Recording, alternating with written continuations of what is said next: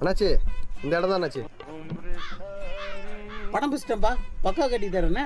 சரி அண்ணாச்சி, ஒரு 2 மாடியில் கட்டி கொடுத்துருங்க. 4 மாடியில் கூட கட்டி தரேன் அண்ணாச்சி. 2 மாடி போதும் அண்ணாச்சி. 2 மாடி போதுமா? போதும். சரிப்பா, பக்கா கட்டி தரேன். ஒரு வாரம் கழிச்சு.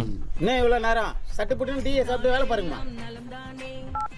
ஹலோ அண்ணாச்சி, நான் தான் அண்ணாச்சி. சொல்லுப்பா. வேலைலாம் எப்படி போயிட்டு இருக்கு? பக்காவா போகுதுப்பா, பேஸ்மெண்ட்லாம் போட்டேன், வேலை நடந்துருக்கு. அண்ணாச்சி, நான் ஊர்ல இருக்க வர 1 மாசம் ஆகும், கொஞ்சம் நல்லா முடிச்சிருக்கேன் அண்ணாச்சி. ஊர்லயே இருப்பேன் நான், பக்கா. நிறைய பேர் கான்ட்ராக்ட் கொடுத்துட்டு ஒரு வீட கட்ட சொல்லிட்டு ஓயாம ஃபோன் பண்றான் டிபாக்கர். அண்ணாச்சி சொல்லுப்பா. வேலைலாம் பரபரப்பா போயிட்டு இருக்கு போல. நம்ம வேலை தானே, நம்ம தானே பார்த்து முடிச்சு கொடுக்கணும். நானே பண்ணணும்னு நினைச்சா அண்ணாச்சி. சூப்பர் அண்ணாச்சி, சூப்பர் அண்ணாச்சி. வர அண்ணாச்சி. யாருன்னு தெரியல, நம்மள பாராட்டிட்டு போறான். 1 மாசம் கழிச்சு. நீ சொன்ன மாதிரி வீட கட்டேன், இந்த பவன் சாவி. நன்றி அதை அண்ணாச்சி. ஏன்ட்ட கொடுங்க. ஏய், யாரா நீ என் வீட்டு சாவியை கொடுக்குற? வீடு உனக்கு தான் கட்டினா, ஆனா அதை கட்டி வச்சிருக்க இடம் எந்துடா. முடிச்சுட்டீங்க. இப்படிதான் ஒருத்தையில நம்பி விட்டு போனா இதான் நிலைமை.